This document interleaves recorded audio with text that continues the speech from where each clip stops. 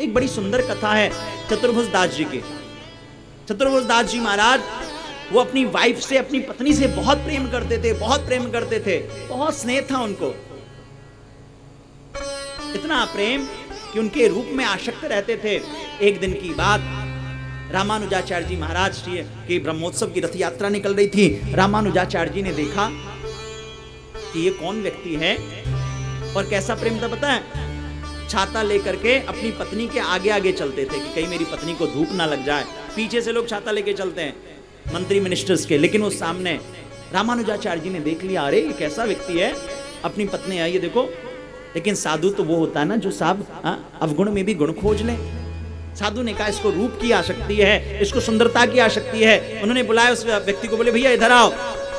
चतुर्भुज दास जी को बुलाया, बोले ऐसा है ये बताओ, आप इतना ज्यादा अपनी पत्नी के पीछे दीवाने। बोले क्षमा करिएगा महाराज, मुझे पूरी दुनिया में अपनी पत्नी से ज्यादा कोई सुंदर मिला नहीं आज तक।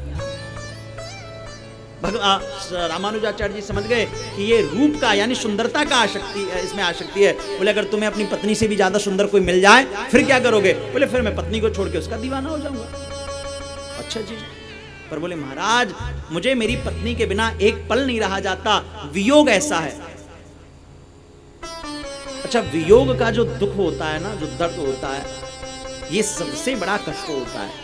बोले महाराज भले मैं आपके पास बैठा हूं, आपसे बात कर रहा हूं, लेकिन अभी भी मेरा ध्यान वही है। रामानुजाचार्य जी ने कहा चाहे जो भी हो, ये अपनी पत्नी का ही दीवाना है, लेकिन है तो वास्तव में दीवाना ना, है तो ओरिजिनल ना। रामानुजाचार्य जी ने कहा अगर मैं तुम्हें तुम्हारी पत्नी से भी ज्यादा सुंदर वस्तु कोई दिखा दूं फिर क्या करोगे? बोले मैं उनका दीवाना हो जाऊंगा।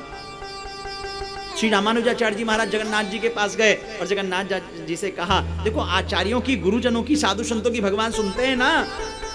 उन्होंने कहा ऐसा है महाराज, ये व्यक्ति अपनी पत्नी का दीवाना है और इसको एक बार आप दर्शन दे दो, ये आपका दीवाना हो जाएगा। एक बार आप दर्शन दे दो। और श्री रामानुजाचार्य जी ने दर्शन कराया और जो जगन्नाथ जी को एक बार देखा चतुर्भुज दास जी ने, फिर तो वो साहब दीवाने हो गए। बड़ी सुंदर अद्भुत कथा है। इसका आधा प्रसंग कल मैं आपको श्रवण कराऊंगा, लेकिन इतने तक की प्रसंग में आप श्रवण समझिए कि जो व्यक्ति दुनिया का दीवाना था, एक बार संत ने कृपा कर दिया तो वो ठाकुर जी का दीवाना हो गया। एक बार भाव से बोली जय जगन्नाथ। जय जगन्नाथ। जगन्नाथ भगवान साक्षात हैं। कहते हैं जो जगन्नाथ जी का दर्शन कर लेता है वो ठाकुर जी की भक्ति को प्राप्त कर लेता है।